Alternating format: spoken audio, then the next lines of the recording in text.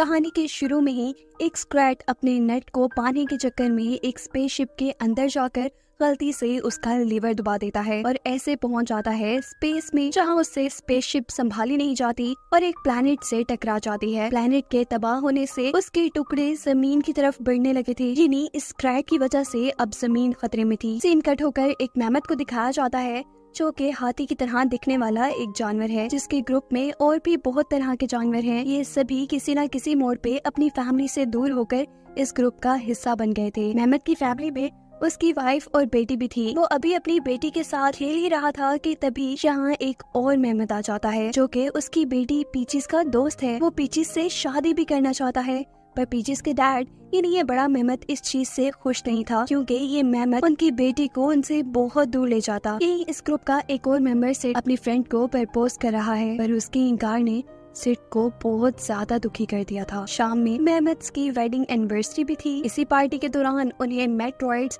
यानी उस टूटे हुए प्लैनेट के टुकड़े आसमान से उड़ते हुए उनकी तरफ आते दिखाई देते हैं। तभी इनको देखकर डरते हुए मैमथ के कहने पे एक केव के अंदर चले जाते हैं, जहां उन्हें अब कुछ देर तक के लिए इन मेट्रॉइड से बचने के लिए रुकना था। ये मेट्रॉइड्स जमीन के कुछ अंदरूनी हिस्सों में भी जा रहे थे, जो कि डायनासोर्स की दुनिया है, जिस जगह पर हम लाल परों वाले 3 डायनासोर्स को देखते हैं, जो किसी और जानवर के अंडे को वहां से चुरा कर भाग रहे थे। इस वक्त यहाँ पे एंट्री करता है एक बग नाम का वॉरियर। ये बग इस अंडे को डायनासोर से बचाकर इसकी असल जगह पे छोड़ आता है। बग का डायनासोर से उस अंडे को छीनना डायनासोर को अपनी बेइज्जती फील हुई थी। इस सारे वाकये ने डायनासोर को बहुत ज्यादा गुस्सा दिला दिया था और वो अब हर हाल में इस बेइज्जती का बदला बग से लेकर रहता। इस सब के बाद बग को जमीन के नीचे से एक ऐसा पत्थर मिला है, जो कि इस जमीन का नहीं है और शायद ये हजारों साल पहले आकर इस जमीन पे गिरा होगा। यहाँ मैमथ के सभी ग्रुप के लोग उन मेट्रॉइड्स को देखने के लिए जब अपनी केव से बाहर निकलते हैं, तो उन सब के सामने अब बग वही पुराना पत्थर लेकर आता है। ये दिखाकर वो सबसे कहता है कि घबराने की बात नहीं, ये देखो ऐसे मेट्रॉइड्स पहले भी जमीन पे गिर चुके हैं, बस समय पे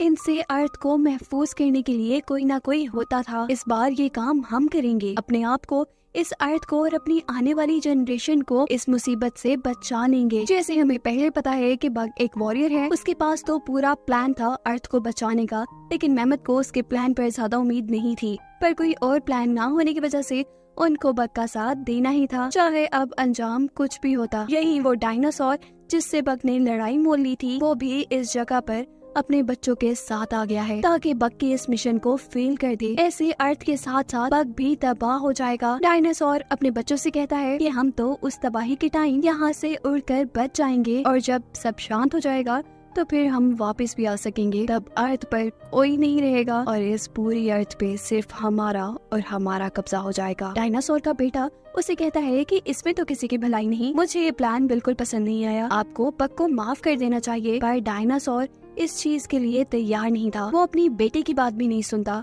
दिखाया जाता है बग को, जिसने इन मेट्रॉइड्स को देखकर पता चलाया है कि इनके अंदर मैग्नेटिक फील्ड है। वो सबको बताता है कि मैग्नेटिक पावर के जरिए ये सारे एक जैसे टुकड़े एक साथ जुड़ सकते हैं। इन सब को जोड़कर हम इन्हें स्पेस में भेज देंगे, जिससे अगर दोबारा कभी भी कोई प्लेनेट तबाह होगा तो वो अर्थ पे आने के बजाय इससे चिपक जाएगा और फिर आगे कभी भी इस अर्थ को किसी ऐसी मुसीबत का सामना नहीं करना पड़ेगा। पर सवाल तो ये था कि ये लोग मेट्रॉइड्स तो जोड़ देंगे, लेकिन इन सारे जुड़े हुए मेट्रॉइड्स को स्पेस में कैसे भेजेंगे। इन्हीं सब बातों के दौरान डायनासोर्स मिलकर यहाँ बग को मारने के लिए पहुँच गए हैं, जिनको इस वक्त बग ने अपनी वॉरियर स्किल्स के जरिए आसानी से हरा दिया था और वो सब लोग अब अपने मिशन की तरफ निकल गए हैं। उनके रास्ते में थी अब एक बहुत बड़ी नदी, जिसके ऊपर से जंप लगाकर उसे पार करना पॉसिबल नहीं था। दूसरी तरफ स्पेस में स्क्रैट भी अभी अपने नेट तक नहीं पहुंचा और जब तक पहुंचेगा तब तक तो शायद पूरी स्पेस ही तबाह हो जाए, क्योंकि अभी भी उसने बहुत गड़बड़ियां कर दी है। वो मून को भी उठाकर अर्थ के इतने पास ले आया था कि मून की एनर्जी अर्थ पे मौजूद पानी को अपनी तरफ खींच लेती है। ऐसे में बग और उसके साथियों के लिए नदी के दरमियान से ही आगे जाने का रास्ता बन गया है। ये तो चलो स्क्रैट ने कुछ अच्छा ही किया।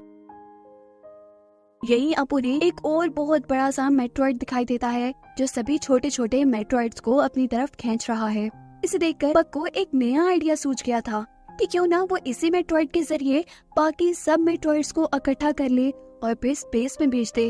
वो यही बात कर रहा था कि उसी टाइम उन्हें खाई में से सिड की ग्रैनी की आवाज आती है सिड की ग्रैनी काफी टाइम से खोई हुई थी और सिड उनके लिए काफी परेशान था। सिड सारे काम छोड़कर उसी खाई में अपनी ग्रैनी को चेक करने के लिए चला जाता है। सारे भी उसके पीछे आते हैं और देखते हैं कि इस खाई के अंदर एक ऐसी दुनिया थी जो शायद मेट्रॉइड से ही बनी थी। यहाँ सिड की जैसी एक जानवर जो इस जगह की शहजादी है, वो इन सबको बताती है कि ये मेट्रॉइड बहुत ही ज्यादा खास है और बहुत ही ज्यादा ताकतवर। इनकी ताकत यहाँ पे रहने वाले हम सारे जानवरों को जवान रखती है। बग इस जगह शहजादी को अपना प्लान बताता है अर्थ को आसमान से आने वाले मेट्रॉइड से बचाने का, जिसमें उन्हें एक मुश्किल आ रही थी कि वो सभी मेट्रॉइड्स को तो इकट्ठा कर लेंगे लेकिन उन्हें स्पेस में कैसे भेजेंगे। तब वो जवाब देती है कि फिक्र की बात नहीं, हमारे एक प्रोफेसर इस काम में आपकी मदद कर सकते हैं। अब जब प्रोफेसर को ये सारा प्लान बताया जाता है तो वो इस प्लान को फेल मानते हुए उनकी मदद करने से इनकार कर रही है। हमें पता चलता है कि सिड को ये शहजादी बहुत ज्यादा पसंद आई है। वो उसे प्रपोज करने के चक्कर में यहाँ से एक मेट्रॉइड तोड़ लेता है, जिसके नतीजे में यहाँ के सारे मेट्रॉइड्स की एनर्जी खत्म हो जाती है और यहाँ पे रहने वाले सारे लोग बूढ़े दिखने लगते हैं। यानी उनकी असल एज भी अब सबके सामने आ जाती है। ये सब देखकर प्रोफेसर का गुस्सा आसमान छूने लगा है। इससे पहले कि वो सिड को मार देते, बग को उनके पीछे बहुत सी लावा वाली पहाड़ियाँ दिखाई देती हैं, जो अभी फटी तो नहीं पर उनके अंदर बहुत ज्यादा प्रेशर बन रहा है। बग सबसे कहता है कि हम सारे इन छोटे छोटे पहाड़ों का मुंह बंद कर देते हैं, ऐसे सारा प्रेशर सिर्फ बड़े वाले पहाड़ में आ जाएगा। उसके मुंह की तरफ हम सारे मेट्रॉइड्स रख देंगे और प्रेशर के बढ़ने पे ये सारे मेट्रॉइड्स उड़कर स्पेस में चले जाएंगे। फिर इनकी मैग्नेटिक पावर बाकी सारे मेट्रॉइड्स को उनकी तरफ ले जाएगी। ऐसे न जमीन पे और मेट्रॉइड्स आएंगे और ना ही जमीन को कोई खतरा होगा। सब काम में लग जाते हैं। कोई छोटे छोटे पहाड़ों का मुंह बंद कर रहा था तो कोई अब मेट्रॉइड्स को बड़े पहाड़ की तरफ डाल रहा था कि तभी उनके ऊपर डायनासोर्स का हमला हो जाता है, जो कि बग को खत्म करना चाहते हैं। बग उनसे लड़ने की कोशिश कर रहा था पर अब एक डायनासोर उसे पकड़ चुका है और दूसरा उसे मारने ही वाला है कि बग उन्हें समझाता है तुम मुझे मारने के बजाय हमारा साथ दो हमारे मिशन में। अगर दुनिया खत्म हो गई तो तुम्हारे रहने का भी कोई ठिकाना नहीं रहेगा। लेकिन उसकी बात सुनने वाला कहाँ था ये डायनासोर। सीन्स दोबारा स्पेस में शिफ्ट हो जाते हैं, जहाँ स्क्रैट ने अपने नट को लेने के चक्कर में एक और सबसे बड़े मेट्रॉइड का रुख जमीन की तरफ कर दिया था। जैसे ही जमीन पे ये गिरता है तो अब डायनासोर भी इसको देखकर डर गए हैं। वो भी बग की बात मानने को यानी उनके प्लान में उनका साथ देने को तैयार होते हुए सारे मेट्रॉइड्स को हवा में लेकर उड़ते हैं और सबसे बड़े लावा वाले पहाड़ में डाल देते हैं, जिस पहाड़ के अंदर सबसे ज्यादा प्रेशर था। इस वक्त सिर्फ एक होल खुला था। सिड की दादी जब उस छोटे होल को अपनी छड़ी से बंद करती है तो बड़े पहाड़ के अंदर ऐसा प्रेशर बनता है कि सारे ही मेट्रॉइड्स उड़ते हुए स्पेस में चले जाते हैं। यानी फाइनली उन्होंने अर्थ को बचा लिया था, पर पता नहीं कैसे एक मेट्रॉइड दोबारा जमीन पर आ जाता है। लेकिन इससे ज्यादा कुछ बुरा नहीं बल्कि अच्छा ही हुआ है। सिड जैसे ही सारे ही जानवर, यहाँ तक कि उसकी ग्रैनी भी इसकी पावर से जवान हो गई है। सिड ने अब शहजादी से शादी कर ली है। मेहमत भी अपनी बेटी पीचेस की शादी उसके पसंद के मेहमत से करवा देता है। सब हंसी खुशी रहने लगते हैं। और मूवी के पोस्ट क्रेडिट सीन में हमें बग बताता है कि स्क्रैट ने तबाही का सिलसिला अभी तक बंद नहीं किया था। उसने मार्स प्लैनेट को भी तबाह कर दिया था और अब उसकी स्पेसशिप वापस अर्थ की तरफ आ रही है, जिसके साथ ये मूवी यहीं एंड हो जाती है।